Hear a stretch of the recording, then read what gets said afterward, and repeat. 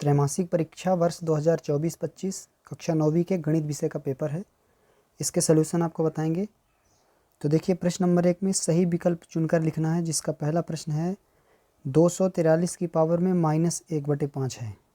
243 की पावर में -1/5 है, तो इसका मान बताना। देखिए 3 की घाते 5 है और पावर में 1/5 है माइनस में, तो 5 जब कटेगा तो 3 की पावर आएगी -1, और जब -1 पावर में होती है तो इसको 1/3 की पावर 1 लिखेंगे, तो 1/3 आएगा इसका सही आंसर। सा नंबर पे दिया गया है। दूसरा प्रश्न में 3√3 में माइनस करना है 1√3, तो 2√3 बच जाएंगे, ब नंबर इसका सही हो जाएगा। तीसरा में दिया है, देखिए बहुपद y² + 5 और 3y - y³ की घात बतानी है। इसमें क्या बताना, बहुपद की घात। तो सबसे पहले गुणा कर लीजिए, और जब सबसे बड़ी घात जो होगी चर की, वही बहुपद की घात होती है। चलिए गुणा करते हैं। y² का पहले 3y से करेंगे तो 3y³ हो गया, फिर y² का -y³ से करेंगे तो -y⁵ आएगा। वैसे भी स्पष्ट हो रहा है यहाँ से कि 5 सबसे ज़्यादा पावर आएगी अब, क्योंकि इसके आगे कोई पावर दिख नहीं रही है, तो 5 की जो है वो इसका सही आंसर है। इसका हो जाएगा द नंबर। शून्य बहुपद का शून्यक होता है। चौथा प्रश्न है, शून्य बहुपद का जो शून्यक है, शून्य बहुपद की जो घात है परिभाषित नहीं है, इसलिए इसका शून्यक जो है वो अपरिभाषित संख्या ही आएगा। द नंबर इसका सही होगा। पांचवा देखिए 49x² - b है, जिसका गुणनखंड दिया गया है 7x + 1/2, 7x - 1/2। इसमें b का मान बताना है। देखिए यहाँ पे फार्मूला लग रहा है a + b a - b का। 7x + 1/2, 7x - 1/2, तो 7x तो स्पष्ट है, a का मान है, तभी तो a² से 49x² हुआ है। और b ढूंढना है, तो देखिए ये b है। क्या है आपका b? 1/2, तो 1/2 का स्क्वायर है होगा, लेकिन यहाँ पे ध्यान देना है 7x का जो स्क्वायर है minus a + b a - b लगा, तो b का मान यहाँ पे 1/2 का स्क्वायर दिख रहा है आपको, तो 1/4 होगा b का मान। यहाँ पे क्या होगा, देखिए a² - b², a + b a - b आएगा, तो a - b a + b जब लगा तो 7x + 1/2 और 7x - 1/2 ऐसे आया। तो आपका जो b का मान है यहाँ पे 1/2 होगा। अगला है एक शून्येतर अचर बहुपद की घात होती है। यहाँ पे बताना है शून्येतर अचर बहुपद का, इसका 1/2 होगा द नंबर। अचर बहुपद की घात जो है शून्य होगी, ब नंबर इसका सही हो जाएगा। तो आपके सही विकल्प के आंसर हो चुके हैं। प्रश्न नंबर 2 में रिक्त स्थानों की पूर्ति करना है। इसको देखते हैं, पूरे क्वेश्चन देखिए। वह चतुर्भुज जिसकी सभी भुजाएं समान हो और प्रत्येक कोण 90 अंश के बराबर हो, वर्ग कहलाएगा। क्या कहलाएगा? वर्ग। इसका हो जाएगा वर्ग। दूसरा है वह रेखाखंड जो कि सरल रेखा को 90 डिग्री के कोण पर समद्विभाजित करता है, क्या कहलाता है? तो एक रेखाखंड है जो सरल रेखा को 90 डिग्री के कोण पर समद्विभाजित करता है। यहाँ पे ध्यान दीजिए, 90 डिग्री है तो लंब होगा, और समद्विभाजित करता है तो क्या कहलाएगा? वो लंब समद्विभाजक कहलाएगा। लंब समद्विभाजक, लंब समद्विभाजक। तीसरा, जिस त्रिभुज के दो कोण आपस में बराबर हो, ऐसा त्रिभुज जिसके दो कोण बराबर हैं तो समद्विबाहु त्रिभुज कहलाएगा। वो दो कोण बराबर है तो समद्विबाहु। चौथे में मूल बिंदु के निर्देशांक बताने हैं, तो 0 और 0, यानी भुज भी 0 होता, कोटि भी 0 होती है, 0 0 हो जाएंगे। क्या हो जाएंगे? 0 0, ये 0 हैं, 0 0। पांच पद में देखते हैं कि 3 + 0.5 है, पहले इसको जोड़ लेंगे तो आ जाएगा 3.5, फिर घटाना है 1.5, तो क्या आएगा? 2 आएगा इसका मान। 35,075 में 3 का स्थानीय मान बताना है। तो देखिए 3 पहले ही नंबर पे है स्टार्टिंग में, उसके बाद जितने अंक है उतने 0 लगा देंगे, तो 4 0 लग जाएंगे। 30,000 इसका स्थानीय मान हो जाएगा। ये आपके खाली स्थान के आंसर हुए। प्रश्न नंबर 3 में सत्य असत्य बताने हैं। तो पहला प्रश्न में दिया है कि y = 0 है, तो x अक्ष का समीकरण है, मतलब सत्य ही है, क्योंकि यदि x का मान 0 होता है तो y अक्ष का समीकरण है, और यहाँ y 0 है तो x अक्ष का समीकरण है, ये सत्य है।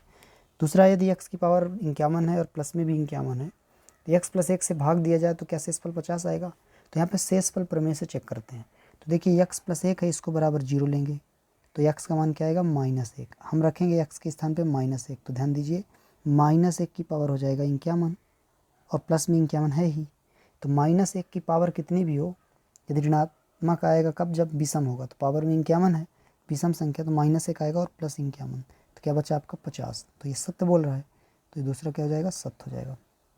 दूसरा है सत्य। तीसरा है संख्या रेखा प्रत्येक बिंदु रूट n के रूप का होता है जहाँ n एक पूर्ण वर्ग है। संख्या रेखा में जितने भी बिंदु होंगे क्या सभी रूट के रूप में होंगे, तो ये असत्य है। तीसरा क्या हो जाएगा, असत्य। एक परिमेय संख्या, यहाँ पे एक परिमेय संख्या का दशमलव प्रसार शांत होता है या कि अशांत में आवर्ती होगा, लेकिन यहाँ पे बोल रहा है अनवसानी अनावर्ती नहीं हो सकता, लेकिन बोल दिया, इसलिए सही ही बता रहा है। ये क्या हो जाएगा, सत्य हो जाएगा, क्योंकि नहीं हो सकता अनवसानी अनावर्ती। अगला के अक्ष, यहाँ पे एक्स अक्ष होना चाहिए। एक्स अक्ष पर स्थित सभी बिंदु की कोटि जो है शून्य होती है। कोटि यानी वाई का निर्देशांक, तो सत्य है। एक्स अक्ष पर सभी कोटि शून्य होती है, अक्ष पर ही स्थित होगा। तो बिंदु -3 -5 का भुज बताना। भुज यहाँ पे -3 होना चाहिए, लेकिन 3 बोल रहा, तो मतलब आखिरी जो है छठवा आपका असत्य हो जाएगा। चलिए प्रश्न नंबर 4 में सही जोड़ी मिलाते हैं। पहला प्रश्न है बिंदु 4, 3 की एक्स अक्ष से दूरी बतानी है। देखिए एक्स अक्ष से दूरी वाई का जो मान है वही होती है, तो यहाँ वाई क्या है, कोटि 3 है, तो 3 इसका सही आंसर है, डी नंबर पे दिया गया है। एक्स प्लस वाई बराबर 1 का एक हल बताना है। तो हल यहाँ पे 0 1 जो दिख रहा है, एक ही हल तो यहाँ पे दिया गया है 0 और 1। एक्स का मान 0 और वाई का मान 1 रखेंगे तो 1 प्राप्त होगा। a माइनस बी का होल स्क्वायर बताना है, तो a प्लस बी का होल स्क्वायर और a माइनस बी का होल स्क्वायर, -2ab का अंतर रहता है। यहाँ पे देख सकते हैं f number a square -2ab plus b square. 24/100 का मान, तो देखिए जब 100 से भाग लग रहा है और ऊपर जो संख्या आपकी दी हुई है कम है, उससे 100 से कम है, तो वो 1 से कम आएगा मान। 1 से कम यहाँ पे देखिए 0.24 स्पष्ट है। 2.4 जब होता, जब यहाँ पे 10 से भाग लगता, यहाँ पे 100 से भाग लगा इसलिए 0.24। -5 का गुणा -3 से, तो 5 नहीं 15 हो जाएगा। प्लस में आपका c number a square minus b square का सूत्र a प्लस बी और a minus b, b number पे दिया गया है। तो आपकी सही जोड़ी भी हो गई है। प्रश्न नंबर 5 में देखते हैं, एक शब्द वाक्य में उत्तर बताने हैं। इसको देखिए, सबसे पहले है एक शब्द वाक्य में उत्तर का घनाभ की परिभाषा बतानी है। देखिए घनाभ जो होता है, तो घनाभ में 6 फलक होते हैं, 8 शीर्ष होते हैं और 12 किनारे होते हैं। इसकी परिभाषा ऐसे लिखेंगे, घनाभ पहले आकृति जानिए कैसी है। घनाभ एक 3D आकृति है, त्रिविमीय आकृति लिखेंगे। परिभाषा लिखना है तो आप ऐसे लिख सकते हैं, घनाभ एक त्रिविमीय आकृति है जिसके 6 फलक, 8 शीर्ष और 12 किनारे होते हैं, और प्रत्येक फलक आयताकार होता है। ये भी लिखना है क्योंकि वर्गाकार घन हो जाएगा। दूसरा है अधिक कोण की परिभाषा। तो देखिए अधिक कोण क्या होता है, ऐसा कोण या जिस कोण की माप 90 डिग्री से अधिक, 90 डिग्री से अधिक और 180 डिग्री से कम होती है। 90 से अधिक रहेगा और 180 से कम रहेगा। कोई भी कोण जो है, मान लीजिए कोई कोण है वो 90 से अधिक है और 180 से कम है, तो वो अधिक कोण होगा। इसी तरह लिख देना है। 2√3 और √3 का गुणनफल करेंगे, तो देखिए 2√3 का जब हम गुणा करेंगे √3 से तो 6 आएगा, क्योंकि 2 है पूरा, और √3 का जब √3 से गुणा हुआ 3 हुआ, तो 3 दूनी हो जाएगा 6। सरल करना, 2/3 है, भाग दिया तो गुणे में बदलेंगे, तो 4/9 को 9/4 कर देंगे। तो देखिए 2 दूनी 4 कटेगा ये, और 3 त्रिकाई 9 कटेगा। 3/2 आपको प्राप्त हो रहा है यहाँ पे, 3/2। 9.60 पाँचवा है, में 6.90 को माइनस करना। चलिए करते हैं, 9.60 माइनस 6.90, 0 आएगा पहले। 16 में 9 घटाएंगे, क्योंकि 6 में 9 घटेगा नहीं, तो 16 में 9 घटाएंगे तो कितना आया, 7 दशमलव लगेगा। ये बचा 8, 8 में 6 घटाएंगे 2, इतना आपका आंसर है 2.70। छठवा है गुणा करना है।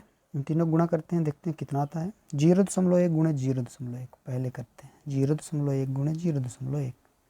तो 1 का पहले करेंगे तो 1 आना है, 0 आना है, फिर 0 का करेंगे तो 0 आना है, 0 आना है, 1 0 0। 2 अंक के बाद दशमलव लगेगा तो कितना आ गया, 0.01। चल अब फिर गुणा करते हैं, 0.01 गुणे 0.2। चलिए 2 1 कम 2, 2 0 0, 2 0 0। अब 0 का करते हैं, 0 0, 2 0 0 आ गया। एक और 0 आएगा यहाँ पे, ध्यान दीजिए, क्योंकि 3 बार पढ़ना है, इसके साथ फिर इसके साथ फिर इसके साथ। ये लीजिए कितने अंक के बाद लगेगा, 2 1 3 अंक के बाद लगेगा, तो 0.002 प्राप्त हो रहा है, 0.002। तो ये आपके ऑब्जेक्टिव हो चुके हैं। इसके बाद आपके जो क्वेश्चन पेपर है 2 अंक 3 अंक 4 अंक वाले, आपका पेपर कैसा गया है आप ये बताएं, और जो 30 अंक के ऑब्जेक्टिव कराए गए आंसर कितने सही हैं आप कमेंट करके बताएं।